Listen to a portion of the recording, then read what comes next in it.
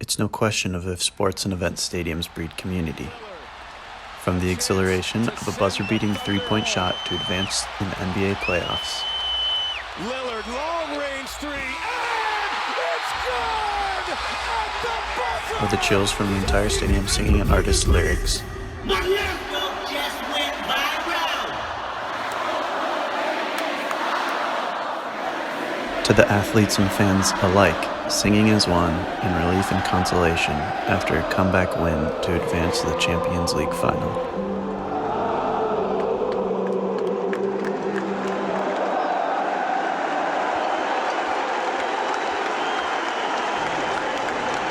But when the game or event is over and the stadium empties, they often sit dormant, getting little to no use by the community. Unless we make them sustainable.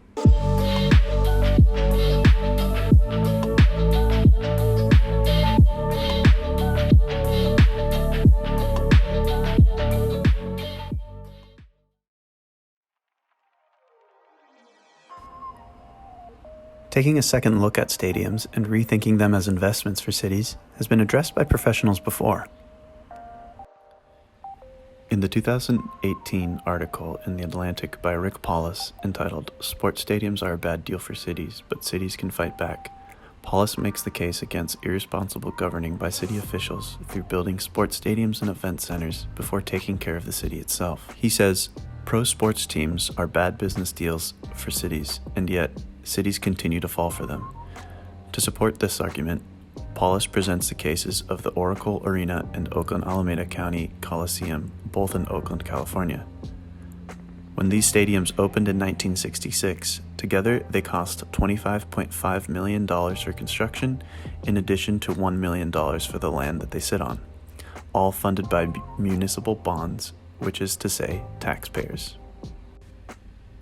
The use of taxpayer dollars is even apparent in more contemporary stadium construction. A key example being the 2020 Allegiant Stadium in Las Vegas. A local Las Vegas news source, the Las Vegas Review-Journal, reported that the new home to the NFL team, the Raiders, would cost taxpayers $750 million. Given the large amounts of taxpayer dollars being spent on new stadium designs and stadiums' general dormancy, it's reasonable to ask, what is the best way to design and build a city stadium master plan to better support the community?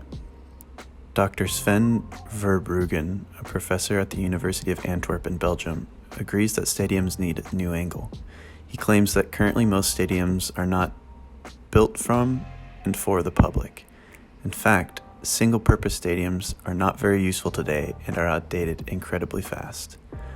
Dr. Verbruggen and his students call for a change in how stadiums are designed and approached, to see more daily use, which is especially applicable to stadiums which are paid for heavily by the community.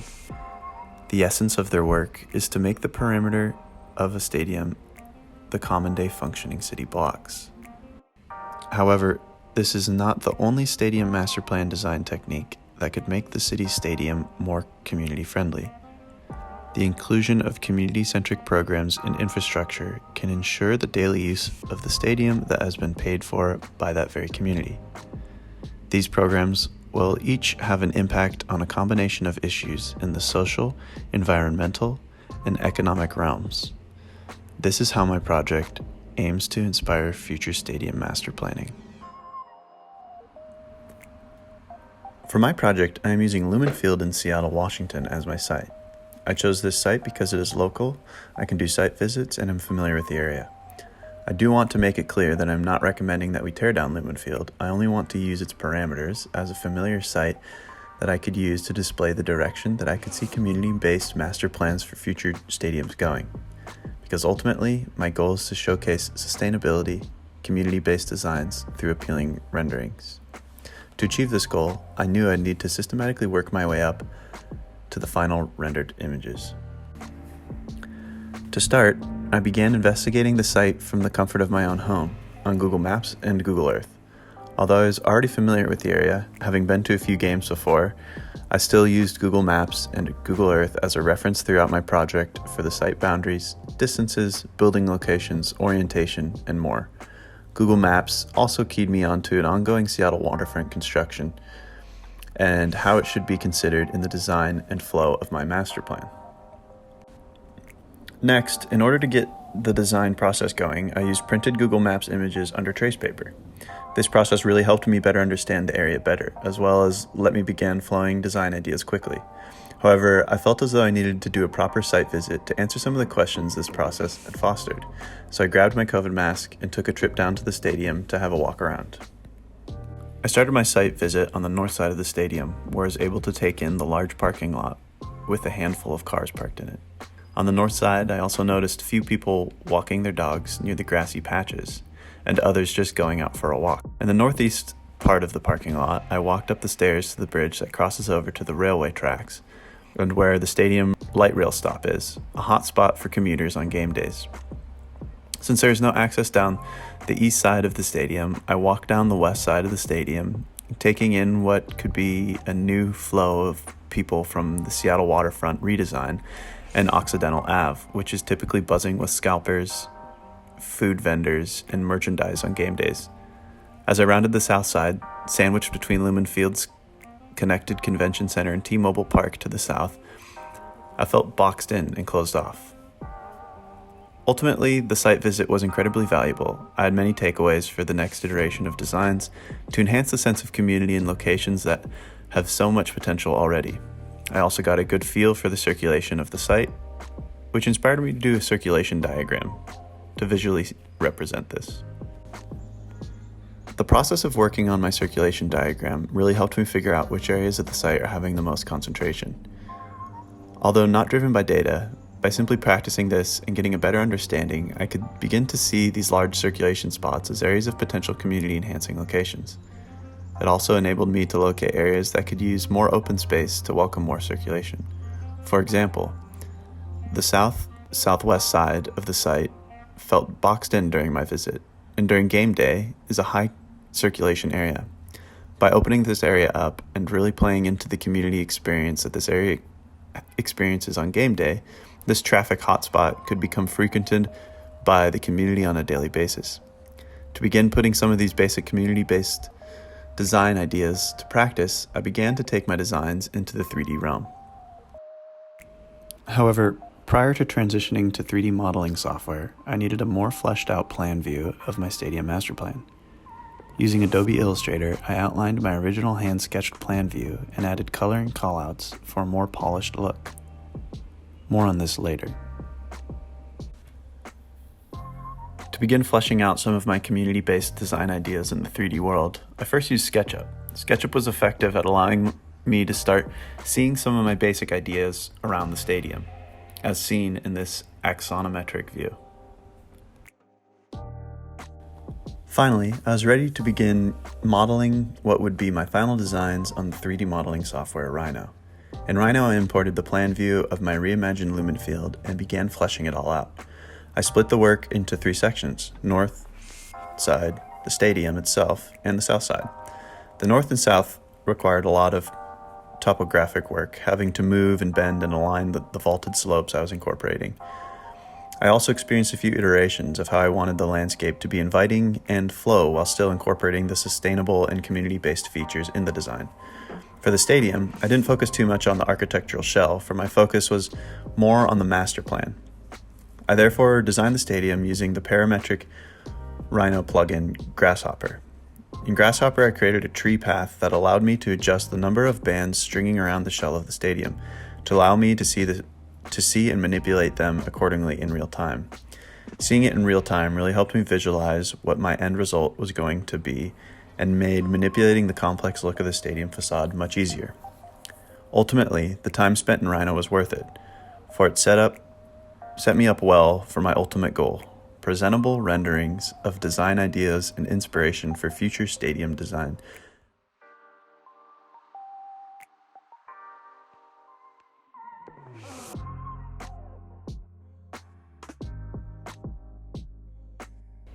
Taking another look at the plan view from earlier, we will begin in the northwest of the stadium grounds. Looking from the northwest corner to the east-southeast, this new layout highlights some potential design ideas to increase the green space and better the ecological systems in the area.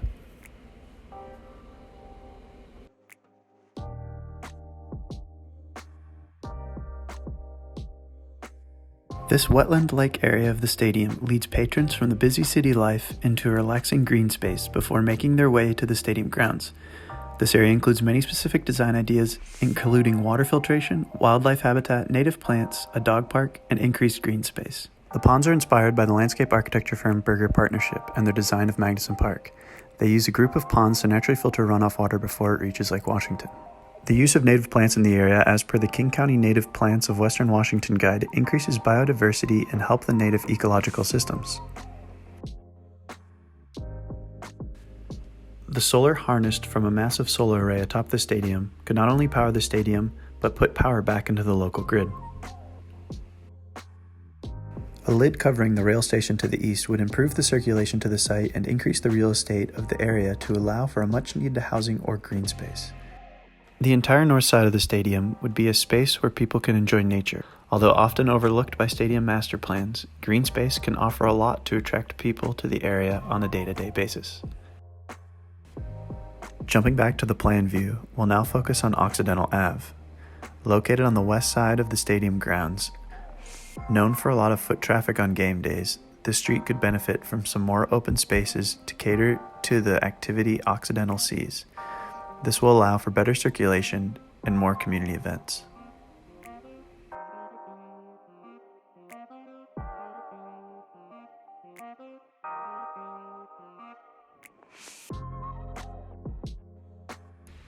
Looking down the south side of the stadium, there are a few things that stand out. By opening it up and lofting a good portion of the stadium grounds, the circulation of the stadium is more streamlined and there is much more room for community interaction. It's not shown in this render, but to help support the circulation flow to the stadium, I incorporated a ramp that leads visitors up onto the stadium grounds.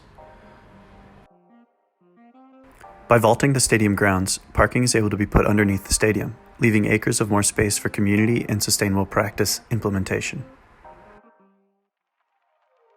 To encourage year-round use, I included covered sports fields as a place where people can go all the time and play or watch others play sports. Adding space for food trucks allows for a collection of local food vendors to sell their food. Catering to food trucks also enables trucks to move to congregation areas highlighted in the circulation diagram. This area of the stadium really works on enhancing what is already there, a busy side street that could use openness and daily attractants to bring people together every day.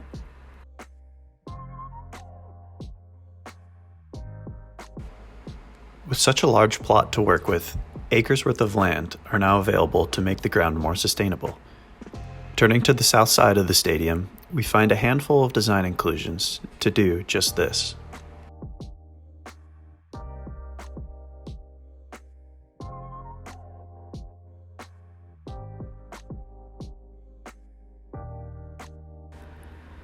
The south side of the stadium really highlights the ability master plans could have to give back to the community, with the inclusion of urban farms, a farmer's market, and more.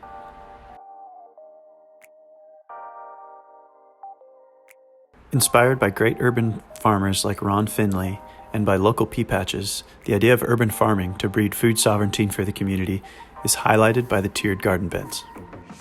Vertical farms included in the design of the stadium not only plays into the food sovereignty, but also directly highlights the importance of food production for the community. Covered markets underneath the gardens and the farmer's market out front allow for on-site farmed goods to be put right back into the local community, as well as local artisans and small businesses to sell their goods. A smaller offset arena for more intimate events lies to the south, where esports or small concerts could be held.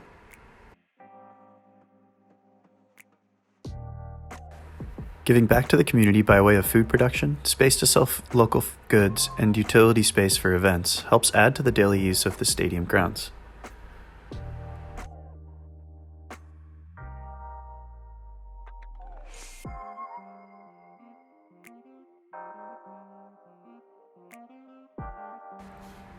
Taking a final look at the stadium master plan view, we enter the stadium itself.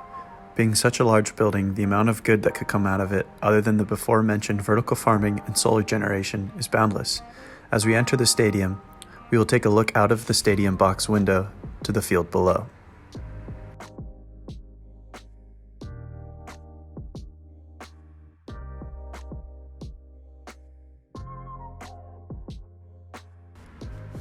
Looking from the southeast corner of the stadium to the northwest, we see a number of people accessing the field on a day with no events going on. The interior of the stadium could be accessed on a daily basis. The stadium would be an extension of the city, a place built by the people for the people. Having a small portion of the field be accessible by people outside of the stadium, the inclusive design allows people who are unable to purchase a ticket the feeling a stadium should give off to its community, a feeling that they want you there. By including the 14 patterns of biophilic design, known as connecting humans with nature, more open green space and native plants inside the stadium would make for a more comfortable and desirable place to be. To counter the inactivity in traditional stadiums on a daily basis, by utilizing the stadium spaces as municipal buildings like town halls, courtrooms, or as a public school space, as seen here, we'll see the stadium used on a daily basis. Education could be everywhere, inside the stadium classrooms, outside in the urban farms, on the indoor sports fields, and down by the ecologically supportive ponds. The stadium has so much potential. Seeing it more as the heartbeat of the community on a daily basis, instead of a once-a-week hotspot, could change the community socially, economically, and environmentally.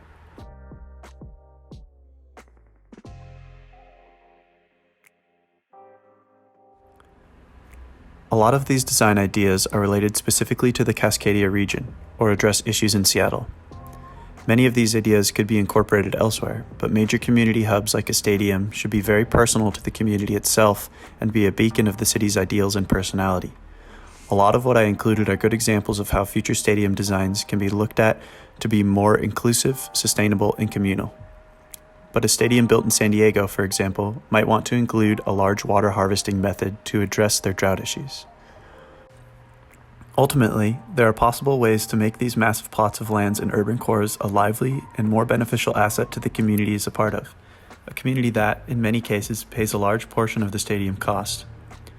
You could go into depth into any one of the solutions I included to explain the sustainable and communal benefits, but this was meant to be an overview of the way master plans could be reimagined. A huge takeaway from this project for me was the exploration of this term sustainability. Sustainability is so much more than renewable energy production or electric cars. Sustainability is reliant on community. To truly get the most out of stadiums, or anything we are trying to make more sustainable, we need to engage the community, include as many people as possible, and make it as inviting and accessible as one can. Thank you.